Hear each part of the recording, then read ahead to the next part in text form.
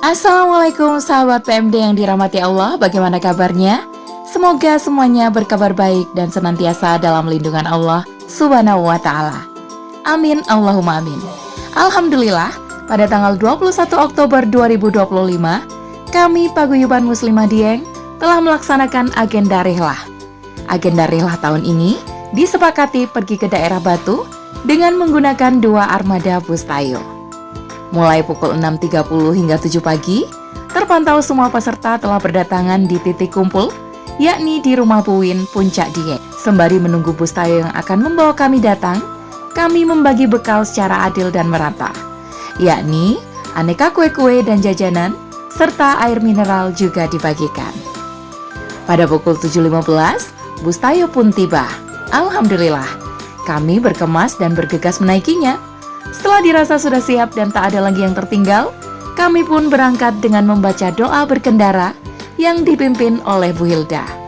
Bismillah, berangkat dengan penuh niat dan bahagia. Menaiki bus tayo dengan udara alami, bebas melihat pemandangan dari sisi kanan dan kiri, memang terasa asyik.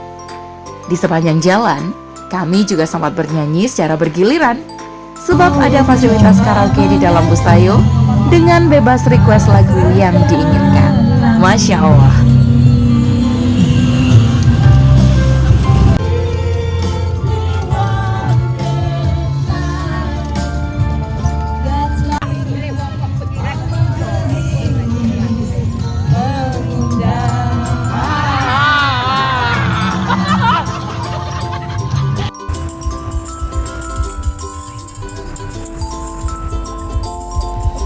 Masya Allah, tak terasa, waktu sudah menunjukkan pukul 8.30.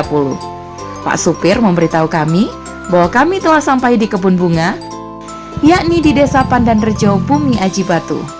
Ada beberapa jenis bunga yang sangat populer, salah satunya adalah bunga pikok. Kami sempat berhenti sebentar, hanya sekedar untuk bersuah foto di sana. Tak jauh dari sana, dan masih di desa yang sama, kami berhenti di pusat stroberi. Kami berbelanja stroberi dengan harga yang cukup murah dari tangan pertama. Stroberi yang kami beli dipilih secara mandiri dan uniknya boleh dicicipi sesuka hati. Masya Allah. Setelah itu, kami beranjak ke destinasi berikutnya, yakni ke Bukit Jengkoang alias Putuk Gede. Bukit Jengkoang ini terletak di Desa Bulukerto, Kecamatan Bumi Aji, Kota Batu.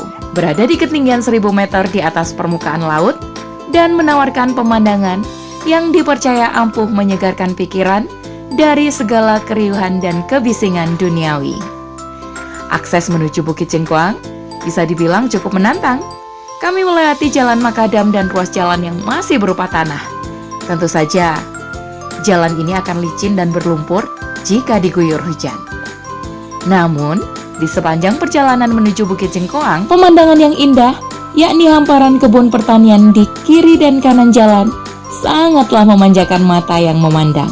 Tak terasa, 1 jam setelahnya, kami pun tiba di Bukit Jengkoang. Sebuah bukit yang berada di ketinggian 1000 meter ini memang terasa dingin dan berkabut.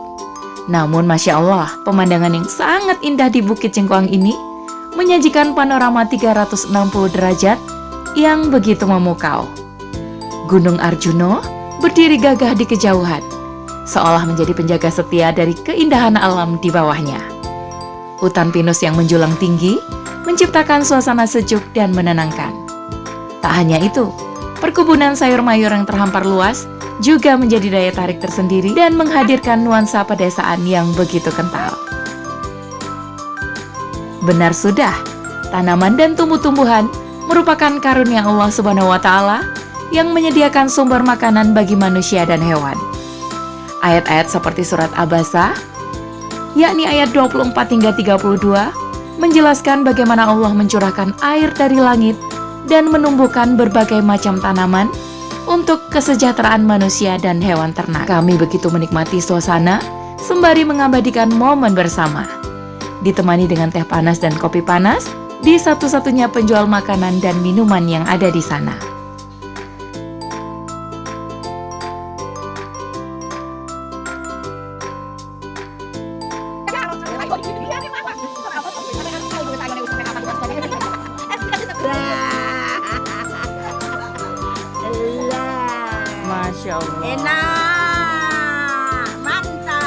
mana yang kau dustakan? Nikmat suamiku sayang. Sana. Setelah dirasa cukup, ya, kami bergerak menuju destinasi berikutnya. Yap, betul, ke Coban Lanang. Coban Lanang ini tidak seperti coban pada umumnya, yang seringnya terletak di pelosok bahkan jauh di tengah hutan. Coban ini justru terletak di Dusun Ngajung, Desa Pandanrejo, Kecamatan Bumi Aji, Kota Batu. Coban Lanang ini masih terbilang berada di dalam Kota Batu. Jaraknya saja hanya 5 km dari alun-alun Batu. Lumayan dekat kan? Masya Allah. Air terjun Coban Lanang ini memiliki ketinggian sekitar 15 hingga 20 meter. Air terjunnya sangat indah, berdiri dengan kokoh, dan sesuai namanya yang disematkan, air terjun ini memang berasal dari aliran Sungai Lanang yang merupakan anak Sungai Berantas. Meski demikian, untuk mencapai ke air terjunnya tetap memerlukan sedikit perjuangan, yakni harus melewati jembatan gantung yang bergoyang, jalan setapak dan berundak yang menukik, berkelok dan menurun tajam.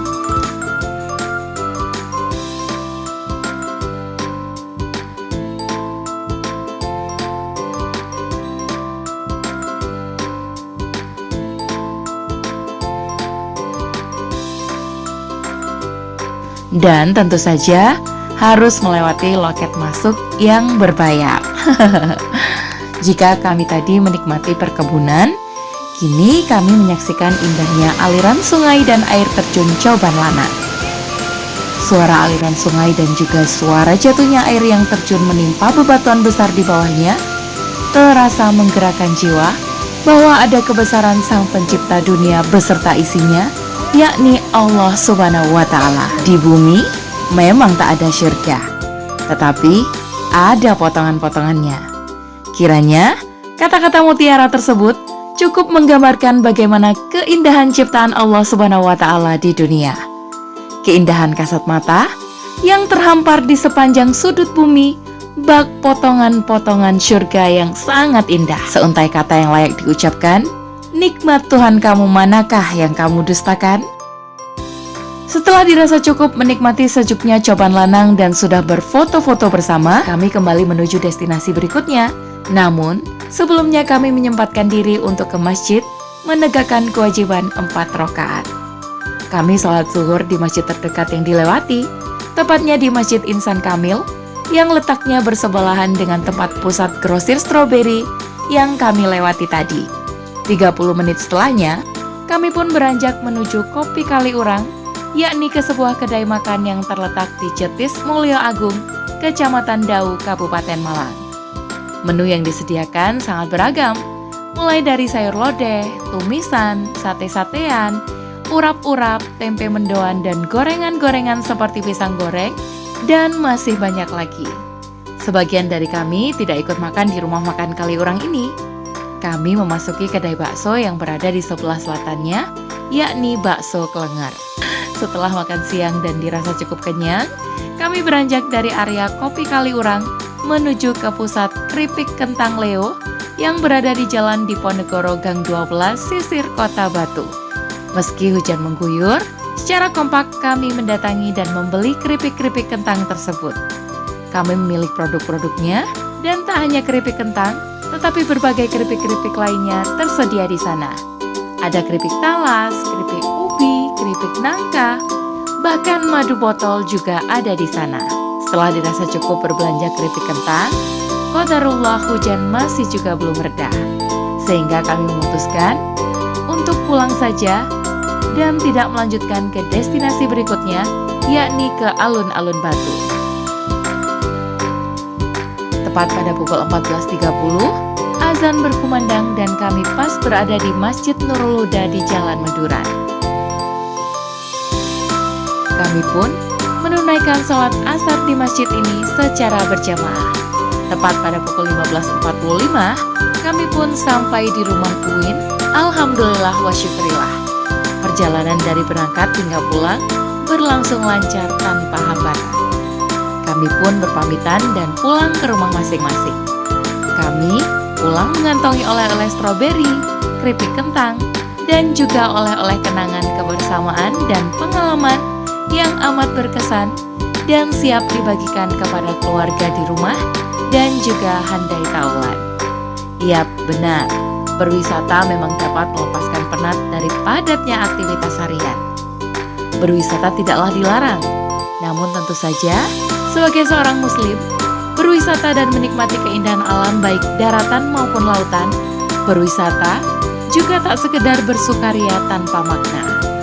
Berwisata juga tak hanya menghabiskan waktu, uang, dan tenaga demi kepuasan diri semata. Di samping menikmati indahnya pemandangan, berwisata haruslah menjadi pengingat pada sang pemilik keindahan, yakni Allah Subhanahu wa Ta'ala. Sebagai seorang muslim, kita tak boleh melakukan sesuatu yang sia-sia di dalam hidup kita.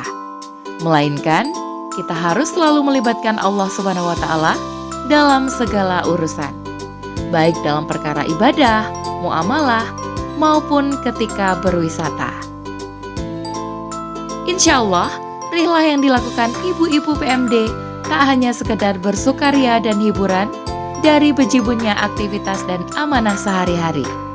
Rihlah yang dilakukan ibu-ibu PMD dilakukan sebagai takarub ilallah, sebagai ajang untuk semakin mendekatkan diri dan lebih mengenal Allah Subhanahu wa Ta'ala. Dengan menyaksikan keindahan ciptaan Allah Subhanahu wa Ta'ala, sejatinya kita akan semakin meningkatkan keimanan kepada Sang Khalik. Demikianlah, banyak ilmu dan ibrah yang bisa dipetik hanya dengan menikmati keindahan alam, termasuk di Bukit Cengkoang dan air terjun Coban Lanang. Berwisata sembari ibadah, agar Allah Subhanahu wa Ta'ala terus membersamai dan meridhoi. Wallahu a'lam bishawab. Demikian reportase Rihlah PMD kali ini. Sampai bertemu di Rihlah PMD tahun berikutnya, insya Allah. Wassalamualaikum warahmatullahi wabarakatuh. See you.